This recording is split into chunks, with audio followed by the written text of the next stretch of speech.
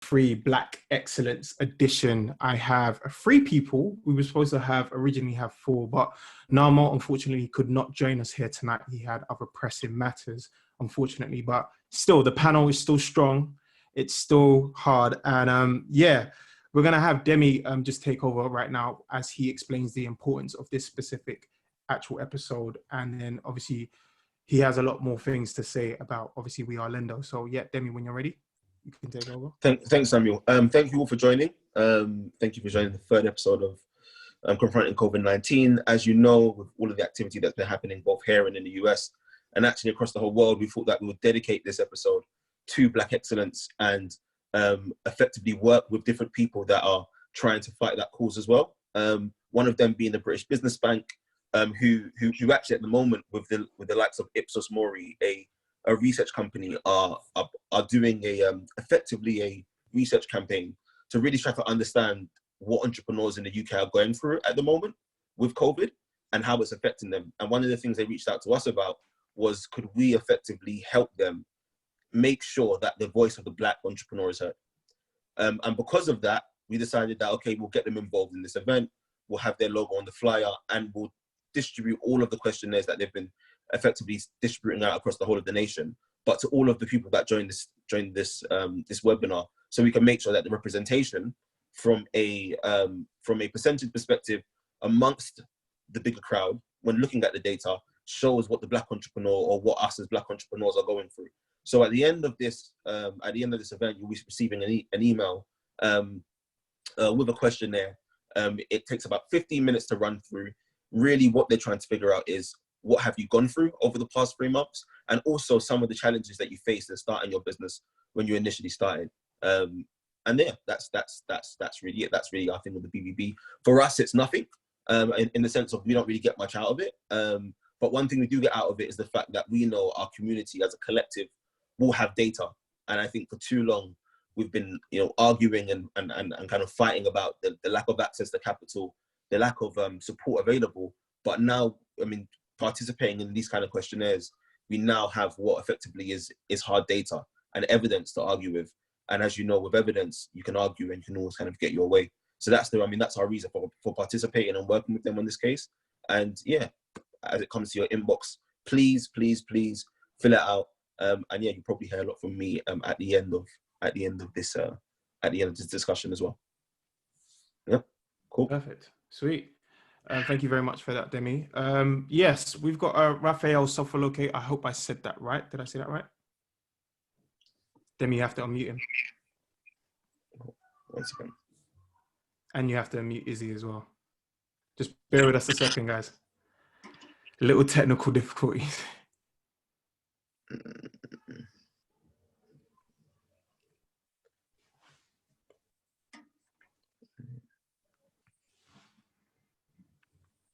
So Izzy's unmuted. Good. Now we need Raphael. There you go. Perfect. Great. Did I say the name right?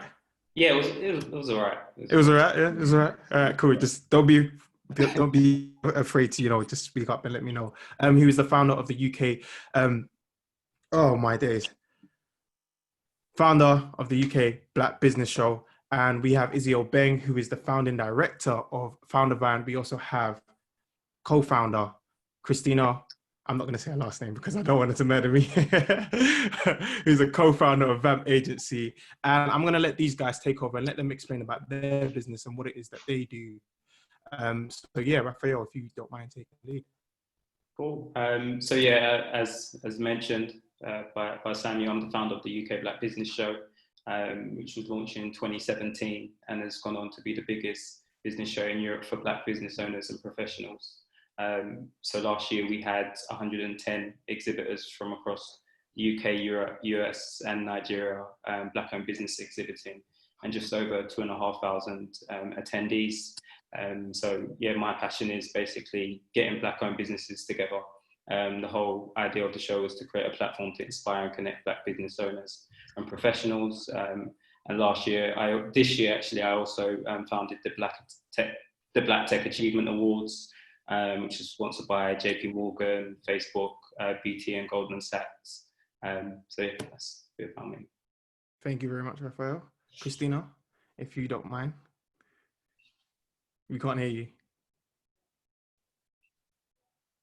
Can you hear me now? Sorry, guys. Yes. I always mute myself.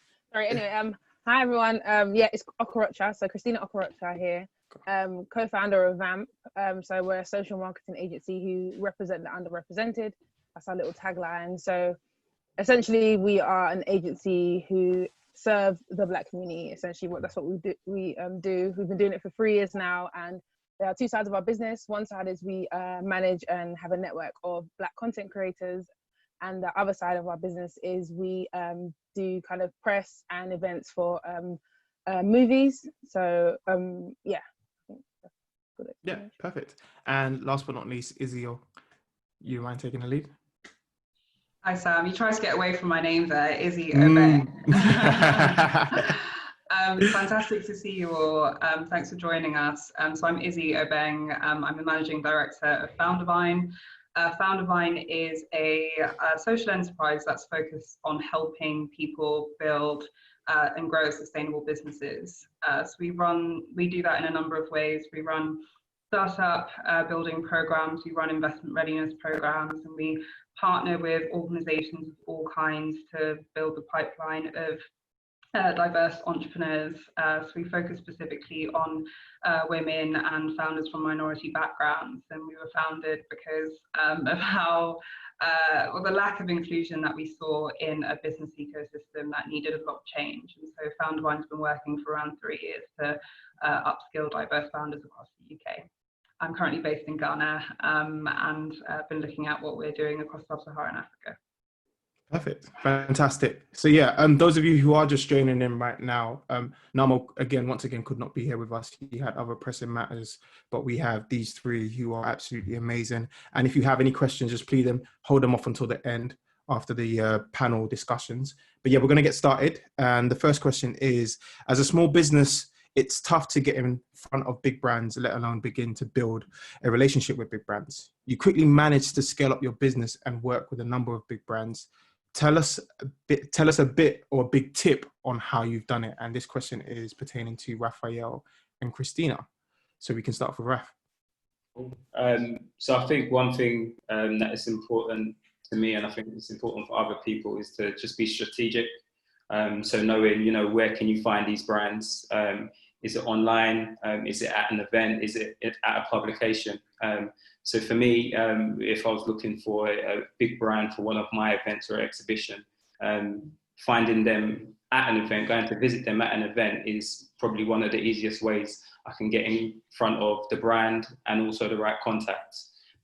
So yeah, I think being strategic, finding out where you can find the brand, and also just making sure it aligns with what you're doing. Christina, any tips on that? Yeah, I'll definitely echo that about being strategic. I think that's very, very important when trying to find brands to work with. I think it's very important to also make like a hit list. So make a list of brands that you love. Also make a list of their competitors and their competitors, and probably smaller businesses as well that you probably want to work with, and like strategically try and target them. And I would definitely say use like loads of platforms such as like LinkedIn and phone calls. Like a tip I give people all the time is go on LinkedIn, find someone's name, call the hot desk and say the person's name, and say, I'm trying to speak to Helen, and then like try your best to get through to people. That's what I would say. Gems, please everyone be taking notes. And again, this is recording right now, so you can watch it back on YouTube. So yeah, anything that Christina or Raphael or Izzy mentions in this, just make sure you jot down because they're dropping some gems. The next question would have to be across the board, across to everyone. If you can go back in time when you never had no customers, let alone big brand names to work with, what one piece of advice would you give yourself and why? Let's start with Izzy. Yeah, so when it comes to working with brands, I think to give a bit of context, the way we do it at Foundervine is by sort of partnering with organizations who want to build training products, and we essentially sell ours, either white labeling them or partnering with them. So we work with corporates. Our first ever program was with KPMG, for example. We've worked with major consultancies and now more and more with local government. So I can definitely kind of share what the difference is working public sector versus private sector, huge differences. But in terms of how you the advice I would give to myself when we was first starting out. It's the same advice I'd give myself now. It's to see sales and building partnerships with big brands as a very long game. And just like when you are entering a new relationship, you're not going to say, will you marry me first date? You start by buying them a little drink, you get to know each other. And over time, what you find is that the more trust you build with these organizations, either by hosting free events with them, getting their employees to come in and see a bit of what you do, having them involved in various ways of what you do, and kind of sharing content online that they can engage with, you find that you're over time building trust. And a corporate who said no to us in the very beginning is now ready to buy what we do 3 years later. And that's because it takes that long sometimes to build those kinds of relationships. And I always think when it comes to selling anything, only about sort of 2 to 3% of the people that you engage with are ready to buy whatever you're offering in that moment in time. You've got sort of 10 to 15% who might be ready in the next few months, but the vast majority of people either don't want to buy it at all, or they will be if you kind of warm them up and kind of keep them going. So I always focus on content. I always focus on adding value, building those relationships, making genuine friends within these organizations. And then over time, you feel when they are ready to buy because your priorities and their priorities align, then you're kind of ready to go ahead together. Sweet. Nice. Thank you. Christina, let's go to you. I know you more than I know everyone else. And I remember when VAMP started, and I remember when you had the idea. I remember how you was going through the paces. I remember your first year and even giving me my first opportunity at my red carpet, which was with Disney at the Black Panther 2018 Hammersmith. And you told me the feedback that how I shut it down, and Disney were really, really proud of me. And that gave me more confidence than ever, because I'd never done a red carpet, especially for my own YouTube channel. What advice would you give yourself? Because I remember you guys were running around, you, Ruby, everybody just running around. Chickens, right? You know what I mean? Like doing your thing. And I just remember that hunger and that passion. I just loved it. And it felt like it was here for all of us to be represented, because the amount of Black platforms that I saw there was just great to see. And what's the one piece of advice you would give yourself, and why when you started? I'd definitely say it all starts mentally. I say this to everyone. Mentally, if you believe in yourself and you believe you can be the greatest, then honestly, that will take you far. And that might seem quite cliche, you know, but I genuinely believe it. A little story, we put, we said we were going to work on Black Panther. We spoke it into existence when we did Girls Trip, and we did. Do you know what I mean? So we pushed ourselves. But a piece of advice I would give out is build things yourself before you start approaching big brands. So for example, if you want an event and you want to get sponsored by a huge brand, start building it yourself, start building a community already. Don't wait for brands to say yes to you before you can kind of believe in yourself to move forward. Because once they see that you've done things yourself and you're proactive, then they'll have no choice but to jump on it, or at least to be interested in it. And just like what Izzy said, the relationship's very, very important. They might not invest in you now, but they'll invest in you in the future, or when the stars align, or when the kind of activities align, they'll get involved. Yeah, sweet. Off to you, Raphael. I remember hearing about your show. A good friend of mine spoke at it. I believe it's either last year or the year before. Danny Wonders, he spoke at it before, and Danny spoke highly of the event and how well it was organized. And I'll definitely want to know, like, what's the one piece of advice you would give yourself at the beginning, and why? Yeah, I think, a lot of the things I would say with Izzy and Christina touched on as well, about relationship building your brand. But what I would say as well is just kind of keep performing, keep up the excellence, and the results will follow. So from the beginning, we made sure that, you know, when we was putting together our exhibition, we was modeling our exhibition on the best exhibitions. So I was going to the best exhibitions and making sure that we could match that. We wasn't afraid to, you know, put down money for a big venue. So we put down money for the QE2, because we wanted to make sure that the UK Black Business Show was one of excellence for the community. So I think for me, it's just, you know, execution is probably the thing I bang on about. I tell my team all the time. So even when we have a successful Second year, I'm like, okay, cool. But third year, it needs to be better. It needs to be better again. So yeah, advice I'll just give myself is kind of keep performing. And also with the brands, also don't be afraid to kind of say no at the beginning. I know Izzy talked about kind of, it may not align at the moment. Maybe they are actually willing to get involved, but maybe it's not at the right value. Maybe it's not at the right price at the beginning. Sometimes you have to say no to some of these brands and let them come back later and put down what your brand is worth, put down the right money for it. So yeah. Sweet. This is the next question that I'm really looking forward to you guys answering. How to close and win contracts with big brands. So who was the first big brand you closed and how did you go about closing them? So give us some tips, break it down for us. Let's start off with Izzy. Yeah, so first big brand we closed. So I'll go back further, and I can't emphasize what I mean when I say you have to really put in a lot of kind of stuff that is not paid and time that they have not paid for in order to get that first contract. So by the time we won our first piece of work, and that was with PwC, we'd already done work with them a lot. So we'd already hosted events in their offices, we'd already engaged multiple members of their team. And one thing I would say is that one of the things that helped us most was not relying on any one person in the organization to be our champion.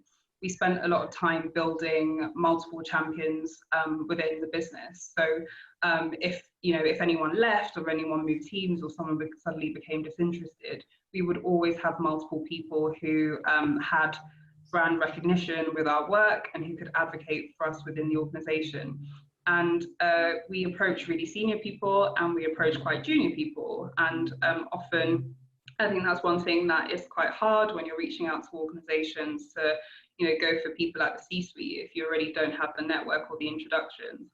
Often junior employees, especially if you're an organization that's focused on diversity somehow, are able to kind of add that influence to you, even if they aren't budget holders. That can be really helpful when it comes to making sure that managing director or partner or other kind of budget holder is willing to listen to you when it comes to that.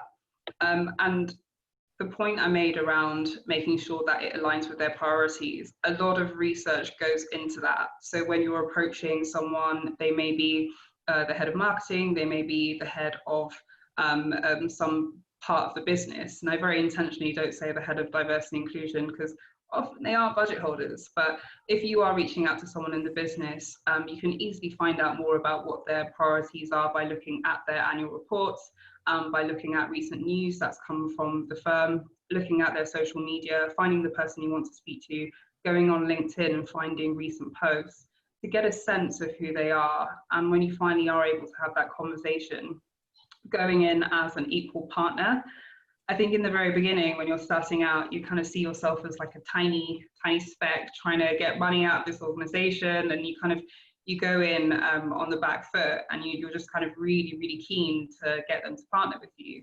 But when you start to see yourself as an equal partner, when you really understand the value that you're bringing as an organization, and that takes time, like Christina says, by doing lots of things yourself, so you're building that brand equity. So once you're sat at that table, you're seeing yourself and your organization as one that, yes, may be smaller, but can add a great ton of value to that organization. And then you have a conversation that's based on value and not on price. And that's where the real magic is when it comes to securing those contracts. Amazing. Absolutely amazing. Raph, if you have any points on that, who was your first big brand that you closed and how did you go about closing them? Cool. So I think I'll probably say the first big brand was MoneyGram. Okay. So yeah, we closed MoneyGram for a sponsorship at the UK Black Business Show. And that was kind of taking a number of the points that have been mentioned. So LinkedIn, finding the right person, making sure they've got the right job title. I think the worst thing you can do is, pitch someone from the business who holds, no weight. It's just a complete waste of time. But also when you're putting together your proposal, I think I read a stat that at least 3 or 4 people see that proposal when you send it.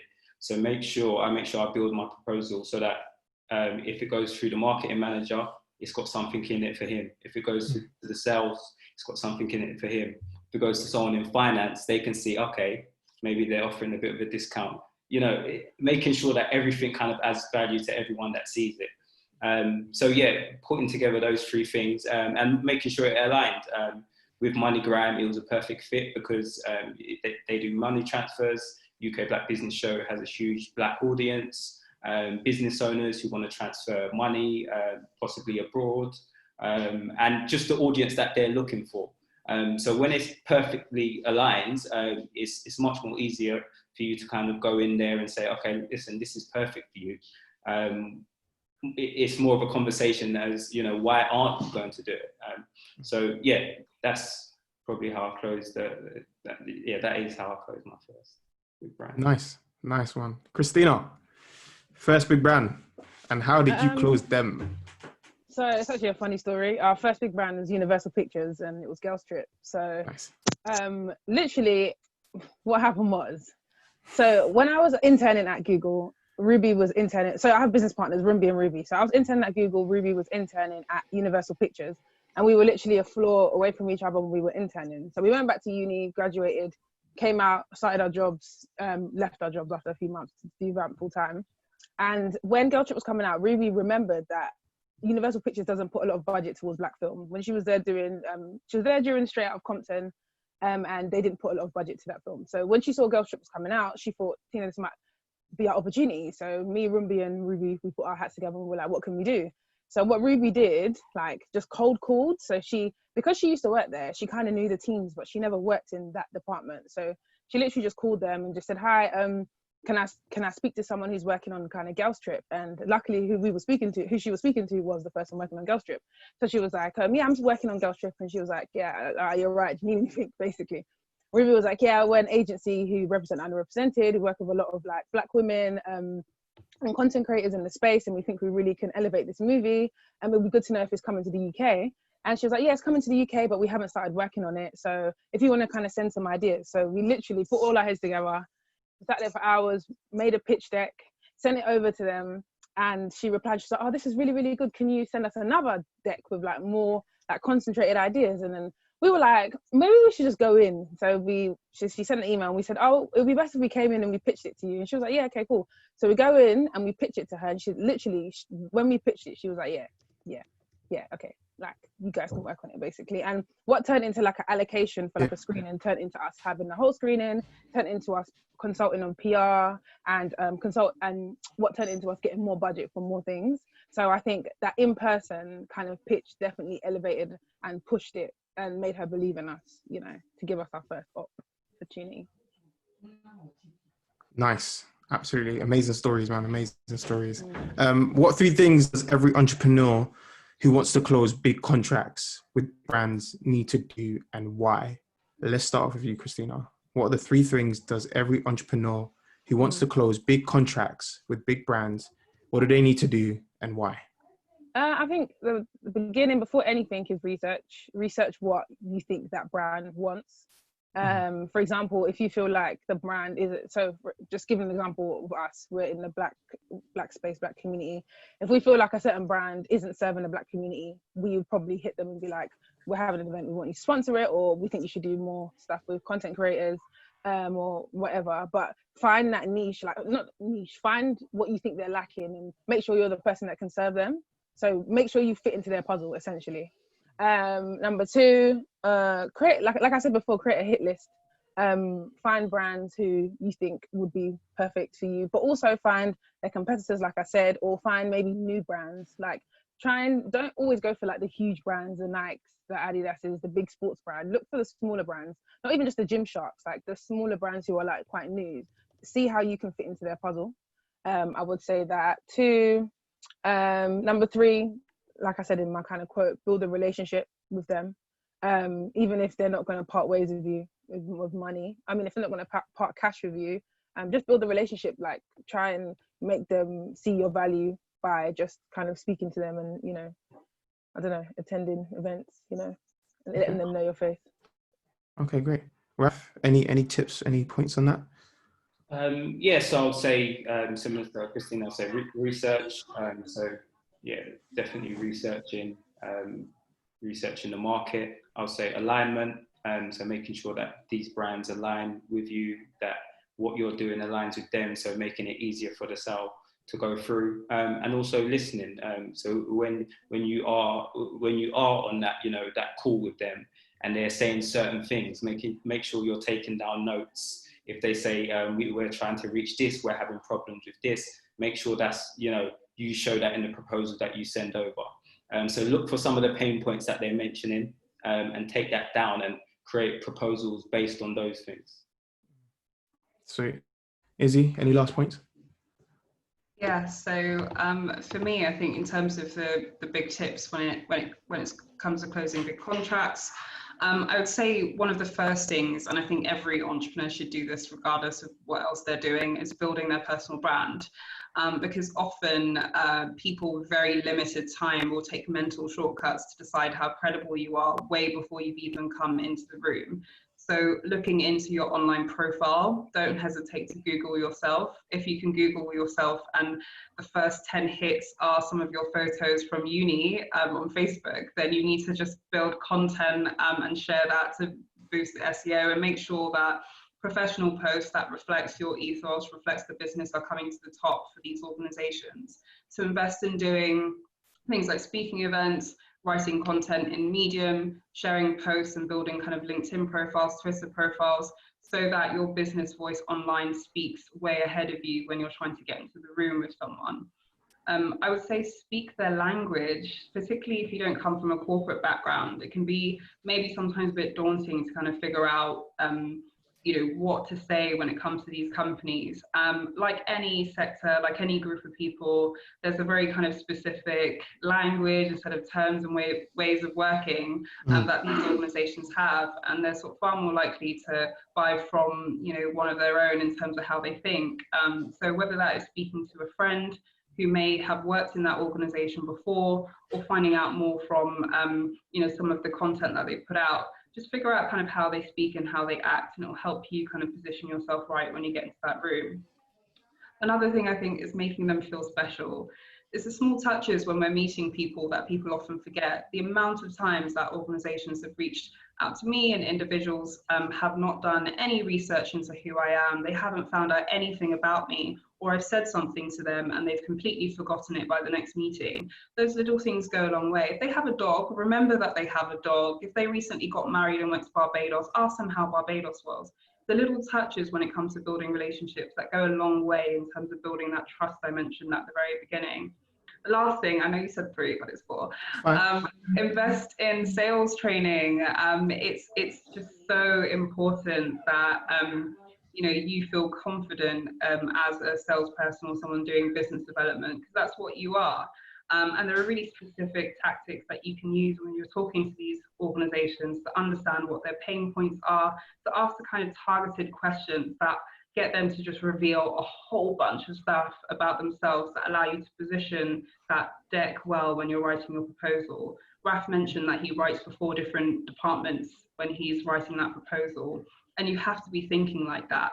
Design-wise, design is 50% of what they're looking at. They're not looking at ugly decks. You immediately lose if you're not positioning your deck properly. Think about how it's designed. Think about that content.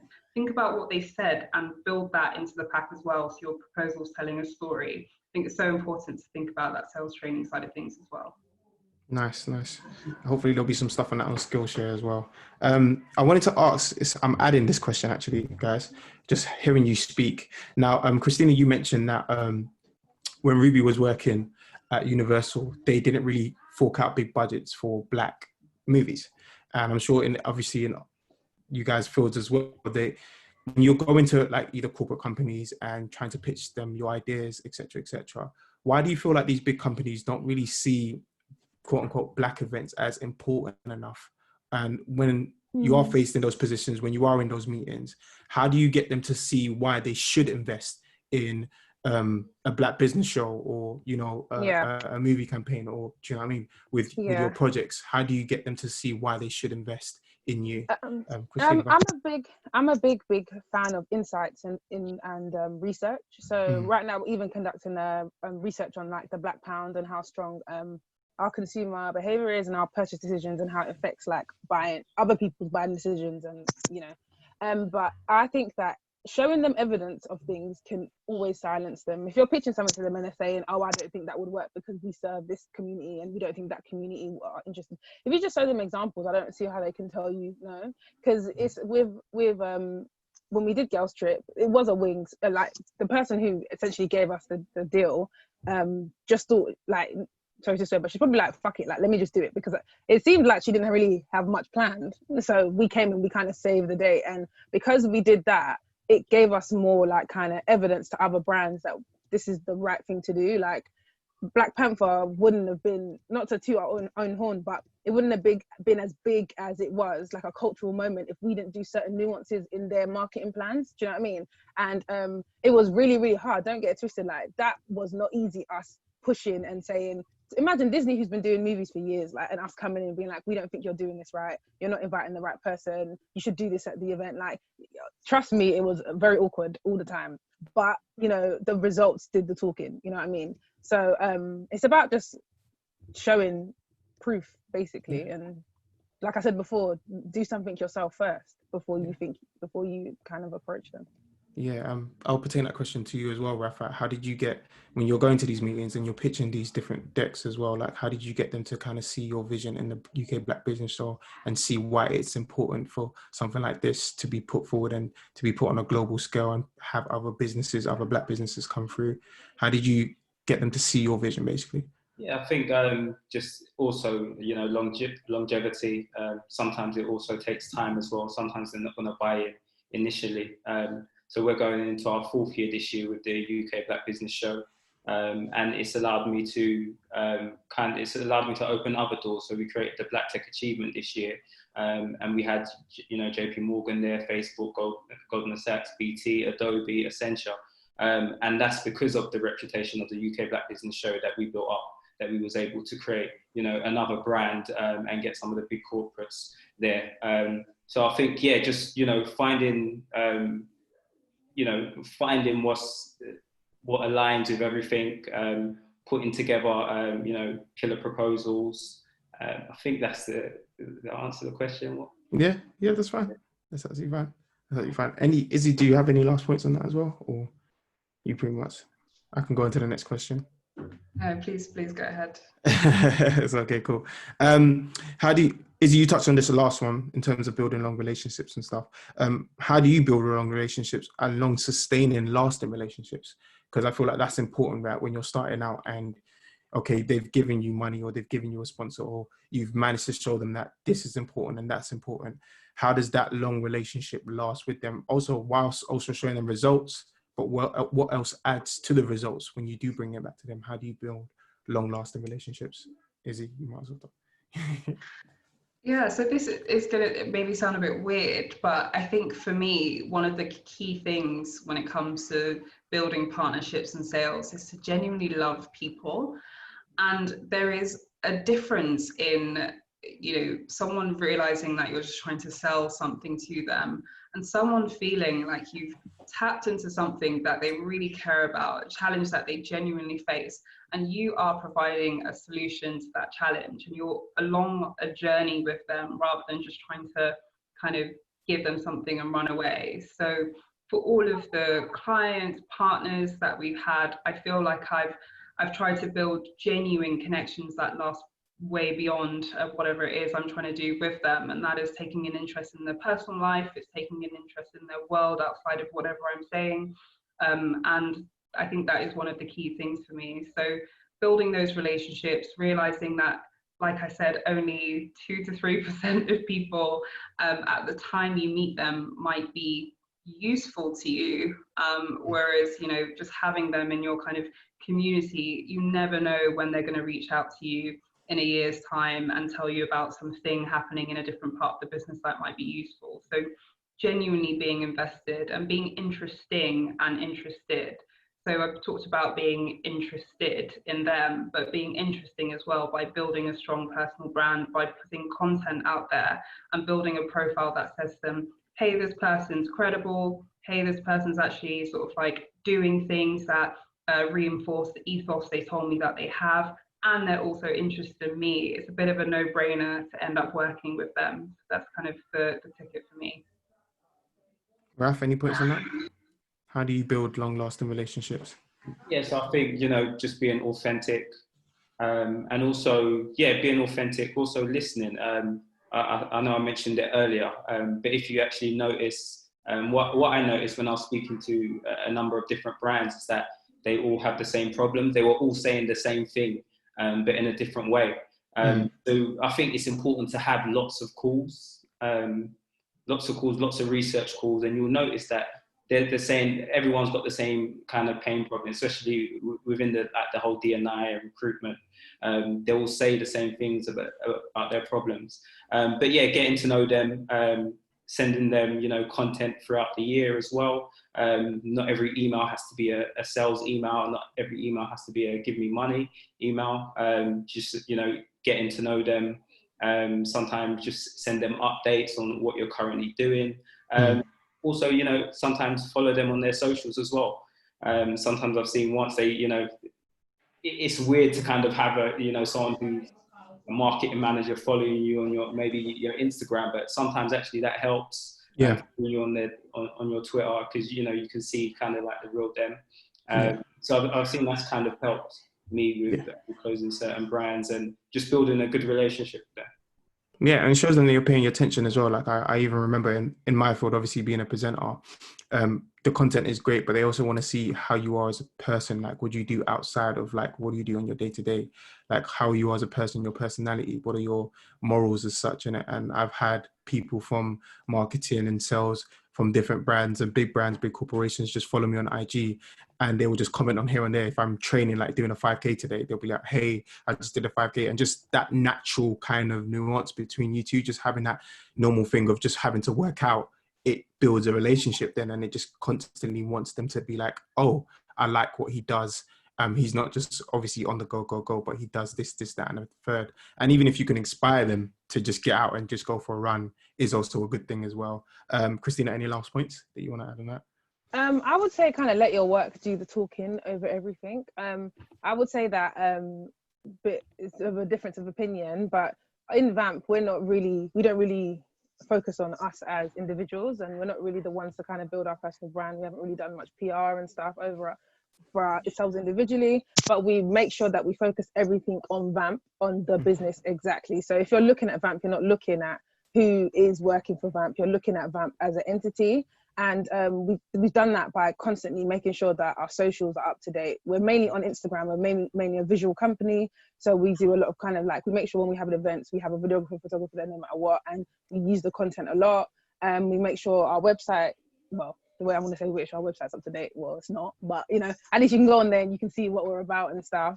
And I would, so I'm saying that because I would say that like, I fully support the personal brand stuff and building your personal brand, but it's more important to make sure that your work is of value.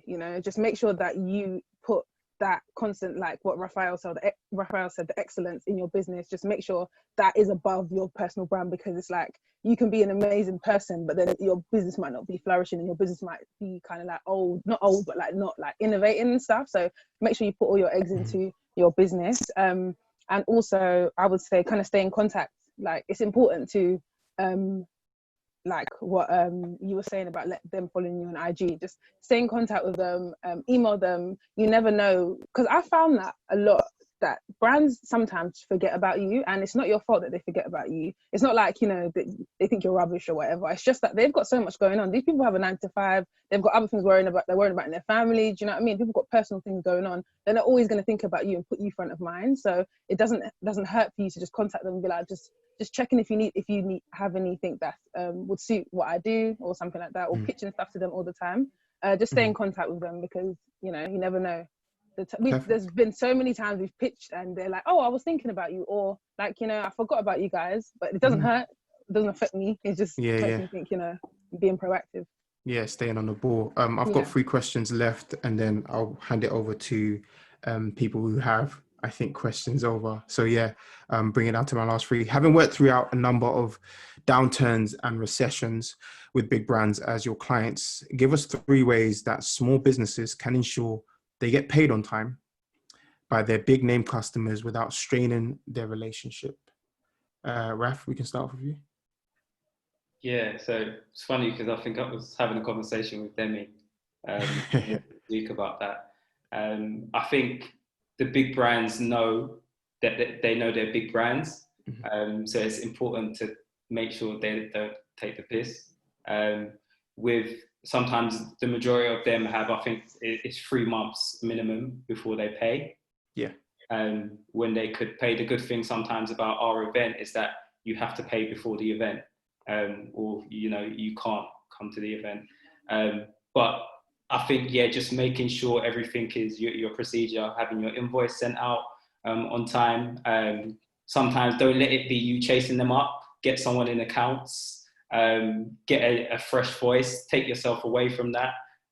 So it doesn't look like you're going down too hard on them, and it doesn't ruin your personal relationship. If anything, you can say, okay, I'm sorry, our accounts person, blah, blah, blah. So I think, just having everything, your terms and conditions set out as well in your contract, saying this is when we need payment by this date, blah, blah, blah, etc. I think it's a lot easier to do that with the events, because it's just like you need to pay before the events. But also sometimes they don't pay before the event. Sometimes it spills over. But just making sure you kind of chase up with them. But I do understand a lot of people can get frightened, like, oh, I don't want to lose this brand. Let me kind of tread carefully. But it's important for a business that you kind of learn that early on, that kind of not to be afraid and put yourself on the same kind of level as them. Yeah. At the end of the day, they're sponsoring your event. They're giving you money because it's helping them, it's benefiting them, so they need to, cough up. Cough up the queens. Izzy, any points? Yeah, I mean, I definitely echo that. These big companies, they leverage their brand, and often these payment terms can kill small businesses that don't have the reserves to be able to kind of weather these like ridiculous payment terms. And I think one of the best things you can do is really clearly state what your payment terms are. And if you have the opportunity to request payment up front, even if that's sort of 25%, 50% before work is completed, then do that. And I recognize that for many organizations, they only pay cash on delivery. So that's not possible. But the earlier you can invoice, just to avoid those challenges, the better. And there's often kind of one person you can find in accounts, and I've had this sort of several times where you find your girl or guy, and that's the person who you kind of keep updated and who's able to kind of let you know what's going on. But also don't tolerate brands behaving badly. The number of times where I've heard horror stories of corporates just recognizing that they don't have to pay you quickly and you'll still want to work with them because you should be grateful kind of mentality.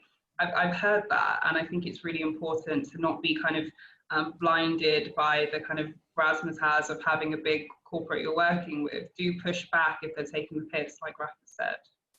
Nice. Christina, any last points before I go on to the next question? Yeah, I have.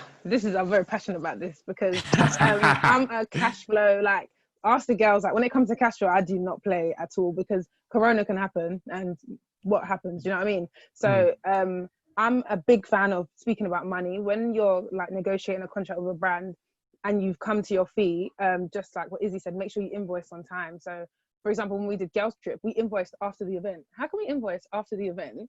Then we had to wait another 30 days. Like, it was great getting that big client, but we were broke. Do you know what I mean? So it didn't make any sense.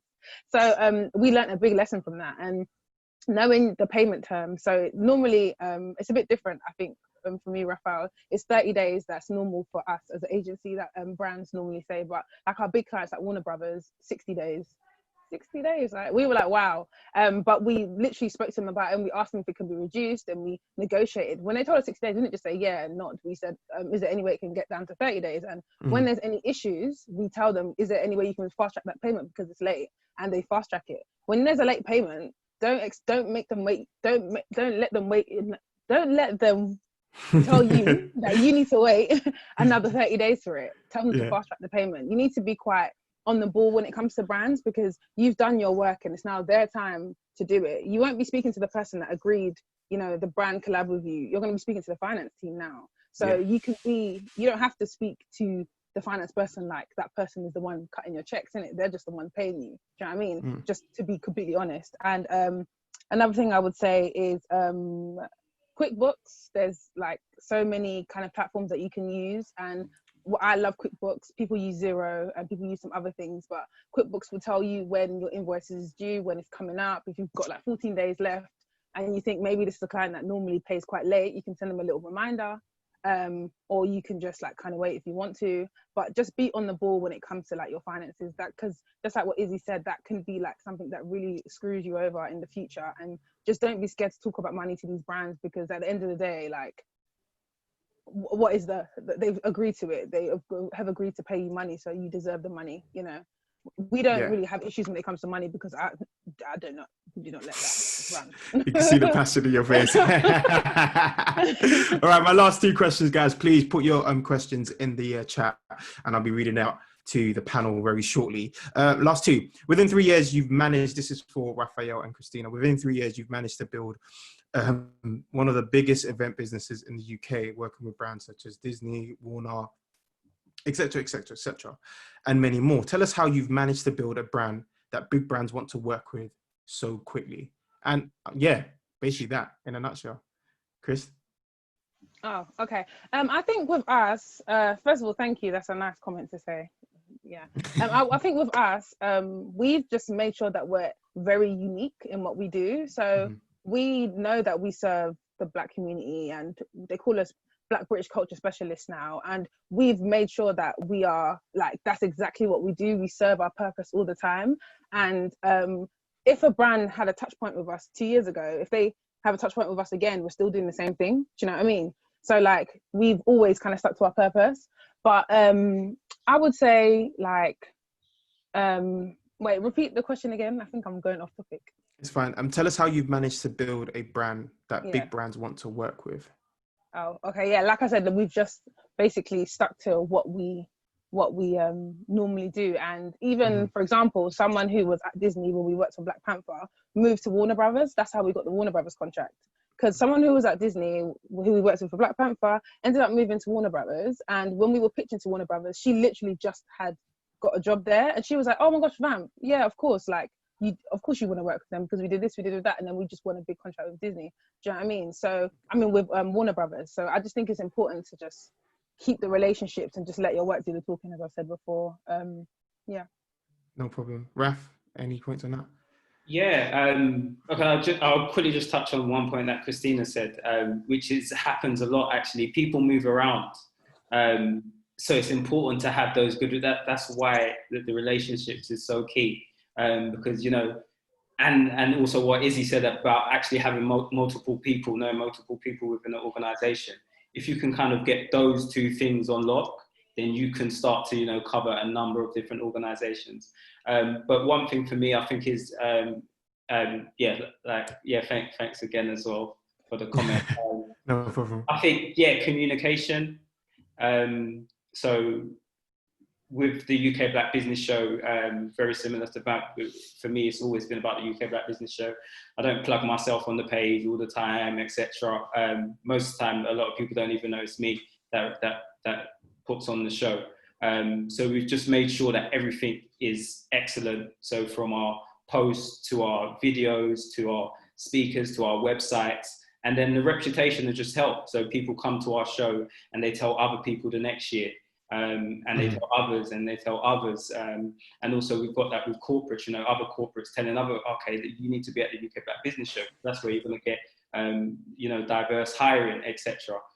So yeah, your reputation and just kind of delivering execution is for me year on, year out, is how we built our brand up. Yeah, fantastic. Izzy, Foundervine is global. Please tell us how you've managed to build a brand that holds presence in 2 countries. Yeah, I mean, kind of linked to it, and before I do, I think just on the personal brand point, I hope I didn't scare anyone by making you guys think that you needed to kind of be out there, like stomping the doors down and releasing all the content and being an influencer. Absolutely not. When I talk about personal brand, put very simply, what I'm talking about is the thing that people say about you when you leave a room. So, you know, you can have a fantastic personal brand and literally never ever have any social content or do anything, but it's just so important that we're working to build credibility, especially within our community, so that people can really understand what our brand is supposed to be delivering and make that sustainable. But in terms of kind of building out Foundervine's work and global sounds a bit intense, but yeah, so building out our work internationally, it's been brilliant, because when I first moved to Ghana, what was fantastic was the brand recognition that we already had, mainly through the Ghanaian diaspora community in London, kind of moving here, and you get here and you realize it's just the kind of small pool of everyone you meet very quickly. And so what's been fantastic is kind of, like I said, kind of putting out as much content as possible and letting our work, like Christina said, speak for ourselves, so making sure that everything's really high quality. So when we are talking about taking the products that we've built in the UK and built very well, it's a lot easier to have those conversations with international organizations who can, you know, really help us scale our impact. So before COVID, we had programs in place in Nigeria, in Ghana, and we were looking at South Africa as well. International expansion isn't on the cards anymore this year, but we've really doubled down on our UK offering, and it's just been really fantastic to kind of see that brand recognition grow over the last few years. Nice. My last question. Thank you so much, guys. Honestly, you have been amazing. The points, the gems. As I said, this will be later on YouTube. I think it'll be coming out tomorrow. Yeah, Toddler Demi did mention that. So it'll be up on YouTube tomorrow, and you can watch it back. Make sure, please, you were taking your notes. This is the last question, and this goes to Christina and Izzy. Not only do you work with big brands, but you run a business which effectively has to manage and think about building the brands of others. What 3 tips do you give to all the businesses, influencers you help come up? Christina? That's a good question. I try. You know, Well, 100% I'd say purpose over everything. I think sticking to your purpose, knowing your objectives and having strategies to meet your objectives is key to everything. I say that to everyone. When you're building, say you want to build your personal brand, say you want to build your business, just make sure you have a purpose and you stick to it, and make some objectives, although the objectives may change depending on what's going on. Obviously, you know, things like this happen, like COVID and stuff like that, things change all the time, but your purpose will always stay the same, and it'll keep you genuine, it'll keep you, you know, aligned to what you're supposed to do. Also, be unique. Like, don't feel like you need to follow the herd. We manage influencers such as like Nella Rose and Mariam Musa, and I would say they're quite unique as influencers. They're not even the same at all. You know, it's easy to kind of blend in with each other when you're really good friends and you're in part of like the same kind of management team, but they're not the same at all, because we tell them it's about being unique, and it's about, even though people might not kind of engage in the beginning, shortly after people will engage, because people like to see things that are new. So yeah, just purpose and just being unique and staying true to yourself. Nice. Izzy, any last touches on that? Yeah, so for me, I would say one of the biggest things is one bite at a time. I think for those of us who are starting businesses and who have a million ideas, and you know, you need to raise X amount, you need to do this, you need to do that. Sometimes it can just be really overwhelming. The one thing I remember my mum always saying is, how do you eat an elephant? One bite at a time. And so the business model you're going to have in 3 years' time is going to be very different from the business model you have now. And the paralysis that can come from trying to achieve that 3-year vision in year 1 can actually just be so distracting. Focus on doing one thing really, really well and amplifying the impact of that. And so that's one thing. And another thing I would say is sustainability first. Although I said at the beginning that so much of the work you'll do in the beginning is kind of free in order to build that brand equity, I see a lot of organizations, particularly in our communities, not thinking about financial sustainability from the very beginning, and then ending up in a situation where they haven't actually built sustainable revenue streams and don't actually understand how they can scale their impacts going forward. So thinking about money, especially if you're a social entrepreneur and you're very impact driven and you love what you do and you're for the culture, all of these things are amazing, but think about how you're going to make money through it first. free events are fantastic. Use that data to upsell them products. Like, it's just thinking about that from the very beginning is really important to me. Sweet. All right, we're here now. We've come to the Q&A. We've come to the questions from people who have logged in and decided to, sit on this webinar. I'm going to start off with Shanae, as she had the first question. She said, would you use the same approach for sponsorships when contacting brands? Raph? When you say brands, we're talking about brands, right? Yeah, brands. Okay. So I use, the same approach I use is with every company. Creating bespoke proposals, making sure that I listen on the call. Someone else's, what they need might be completely different to someone else, but at the same time, it might be the same. I use the same approach. Sometimes the process is different depending on how big the company is. Mm-hmm. You may need to, at some point, go in and do a presentation. You may need to meet them face to face. Essentially, I use the same kind of formula when I'm speaking to all the brands. Nice. Christina? I can't hear you. Sorry. Yeah, go on. In terms of the same approach, I can't remember. I don't remember what approach I said. Oh, calling and stuff. Yeah, I would definitely say use the same approach, because we do a lot of, even though we do a lot of events, we do a lot of sponsored events also. We have a power brunch that happens every October. God willing, it will happen this October. And we do a lot of sponsorship deals on that.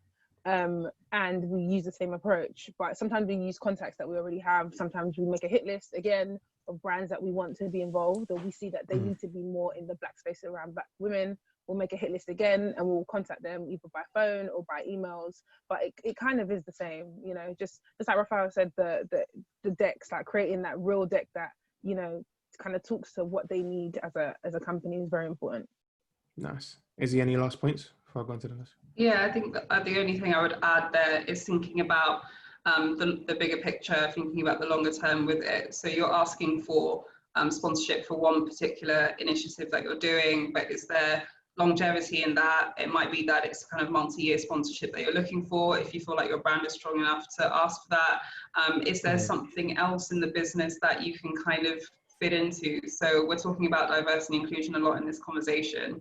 You sell them something so they can appear to be doing good publicly around diversity and inclusion, but could you partner with someone to upskill them some sales training, not sales training, D&I training, or could you run an event within the business that helps their employees at junior level or mid-manager level understand something they don't? I think just always looking for those additional opportunities behind that initial thing you're looking for, I think can be very useful in opening up doors. One thing I found is I kind of have like gateway products that I offer. So initially I'll go in, I'll be like, oh, hey, I'll speak to your women's network for X amount. And, oh, hey, like I noticed in the women's network thing that some of the people were saying that this would be really useful. Can I run a workshop for your senior management? Or hey, senior management, now you're in front of me. We actually run this like 20K program for young people, fancy buying it. And then you end up kind of just upselling yourself as you go on, and that can take 6 months, it can take a year, but seeing everything you do is a gateway to something else. Brilliant. Absolutely brilliant. Next question is from Kov Shanan. She says, thank you to the panelists for all your wonderful contributions. The question is, are there any brands you wish you wouldn't have worked with? If so, what lessons did you learn from the experience?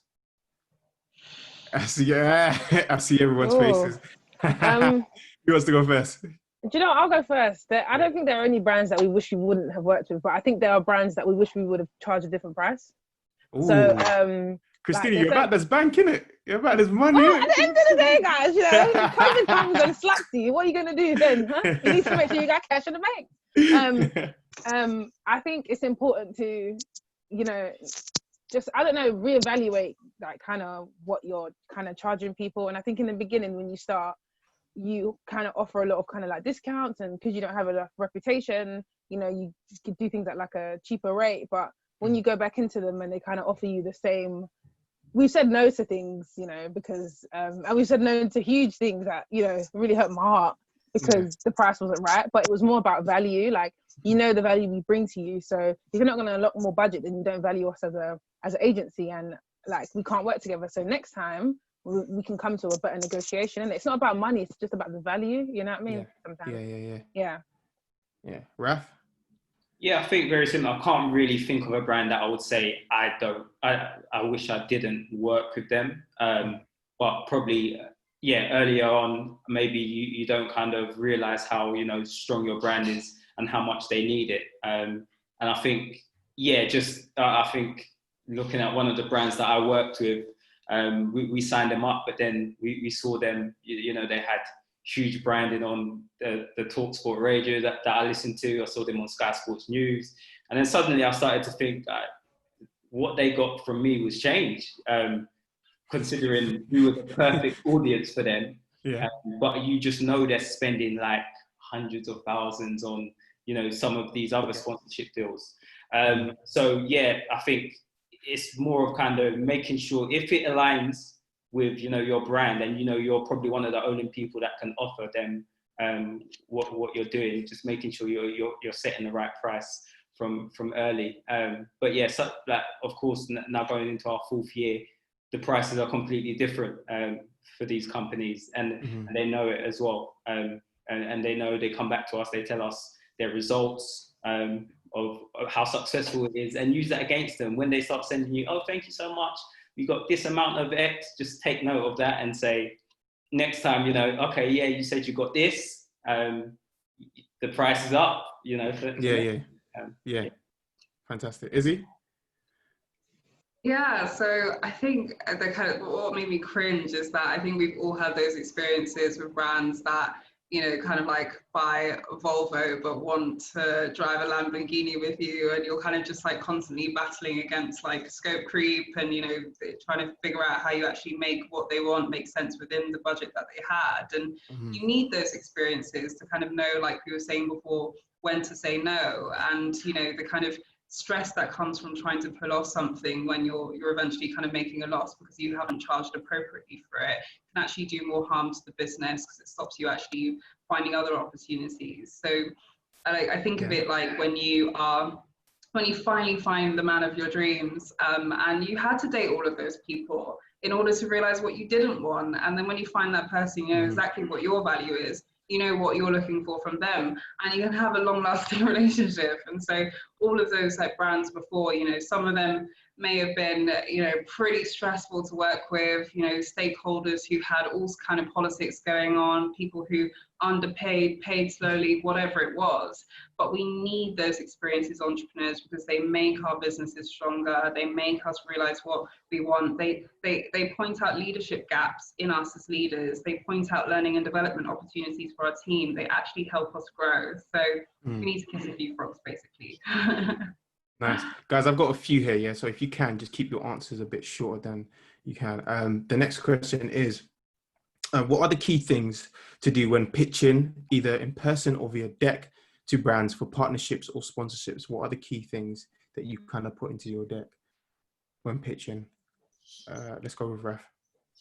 Pitching in person, and I think,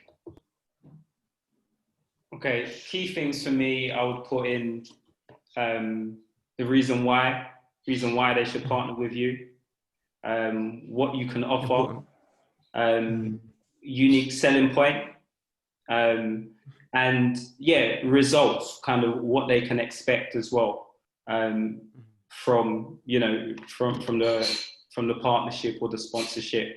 I think those are the kind of the key things. I can't really think of anything else, but that's what the main proposal is kind of built off.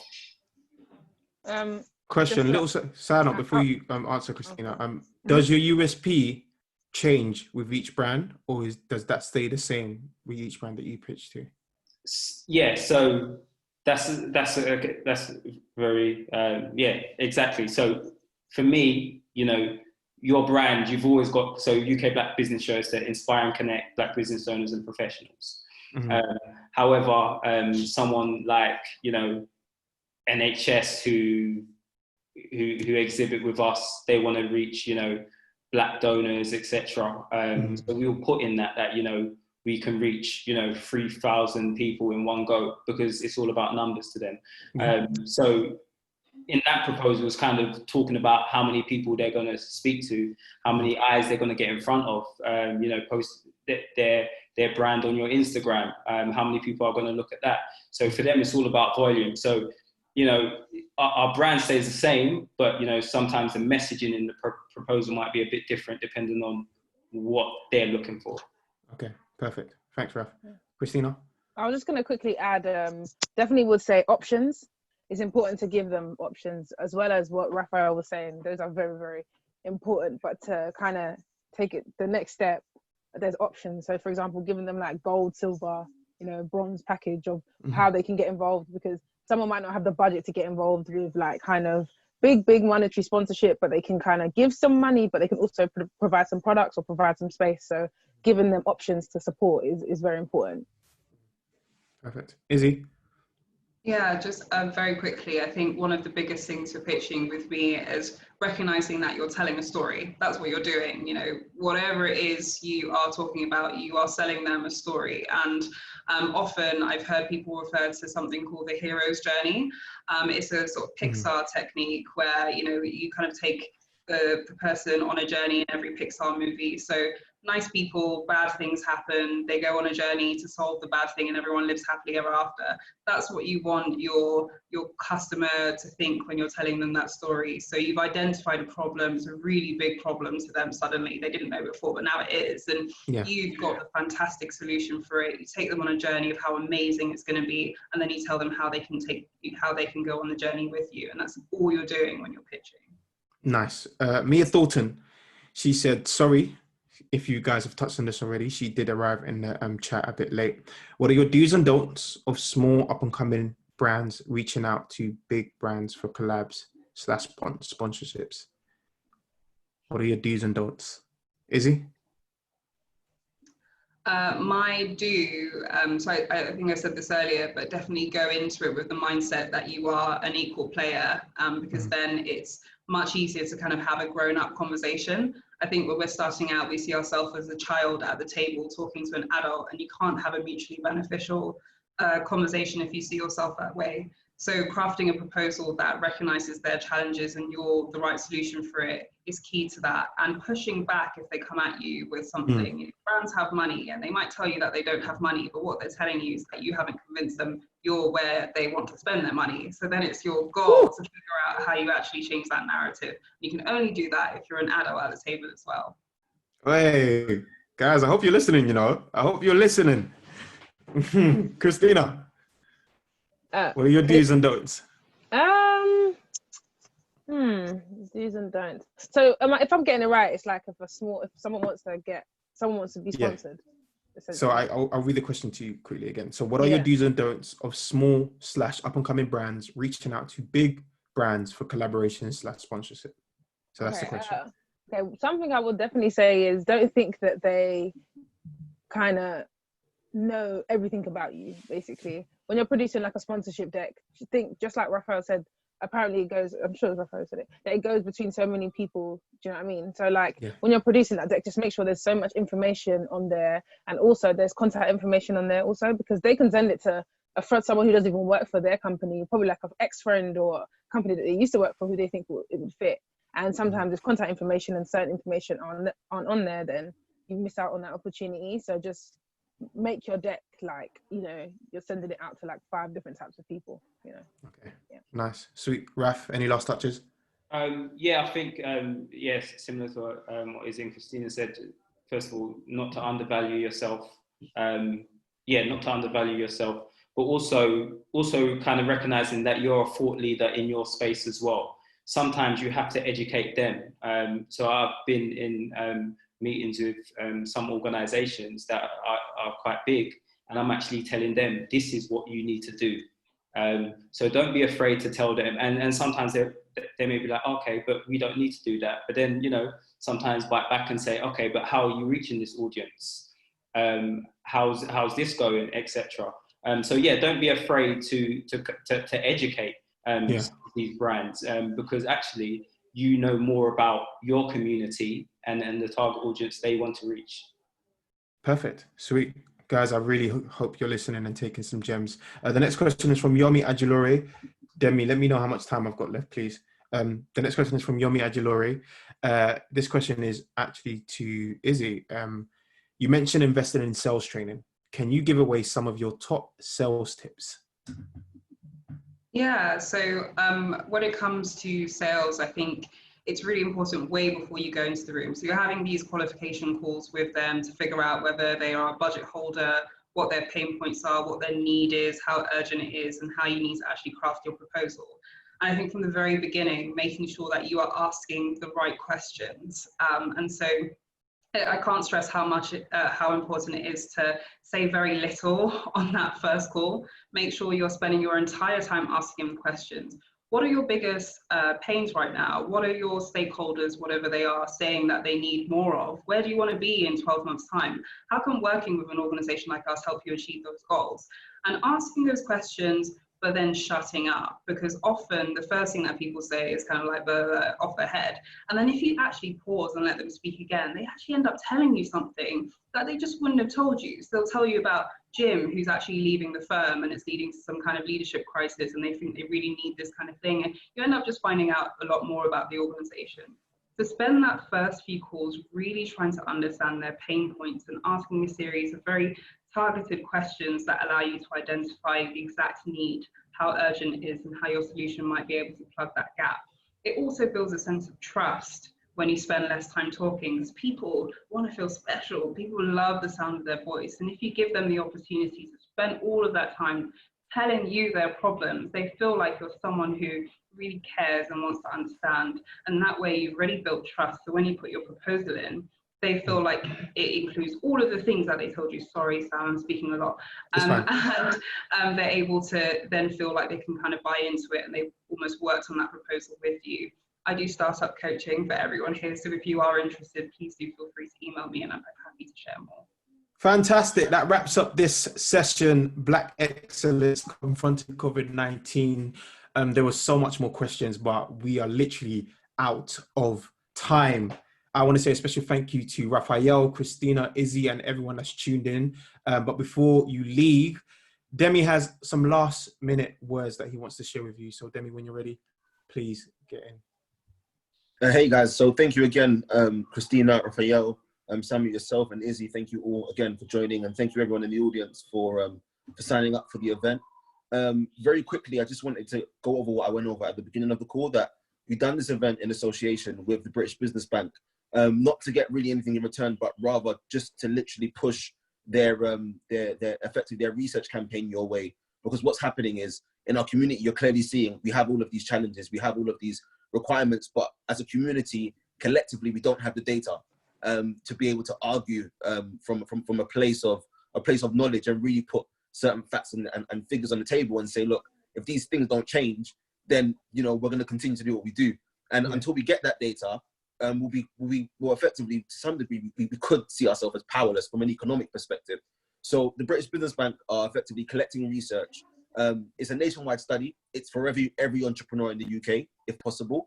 But one thing they came to us about was making sure that they had a good representation of the Black entrepreneur in this campaign. And the reason why is because if they don't understand the needs and the requirements or the experiences of the Black entrepreneur or the ethnic minority entrepreneur, then it becomes very difficult to make products. It becomes very difficult to work with companies like Lendo to make products, to effectively push them into the community, to be able to support businesses, to get started, to scale up and to build legacy.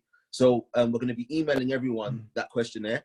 And also, if you'd like to get matched with a skilled worker from JP Morgan, Adobe, Google, or eBay, there's a questionnaire link in the chat to everyone.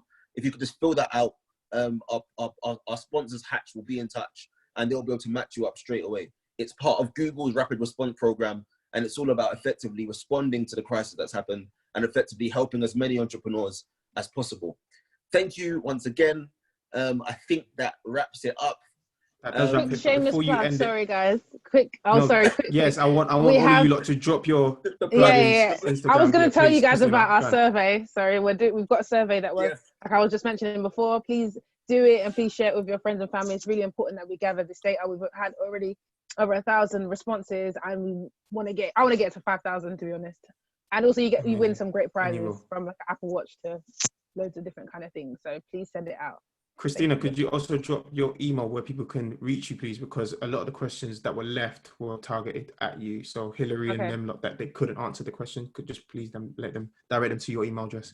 Okay, cool. It's Christina@wearevamp.co.uk, but I'll put it in the chat. I'll write it there. Or then maybe Glendo can send it out after as well. Fantastic. Yeah, Izzy as well, because you did.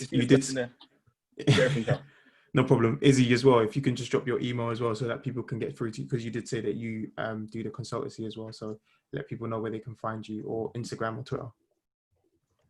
And Raph as well, since everyone's doing it in the chat. Fantastic. Demi, you ready? Are we signing out? Thank you. Thank you all. Let's confront COVID-19 together. Let's keep pushing as a community, and let's keep doing our thing. Black excellence. Thank you. Bye. Thank you, guys. God bless. Have a great night. Thank you so much, Sam. And thanks, everyone. Love you all. Peace. Bye.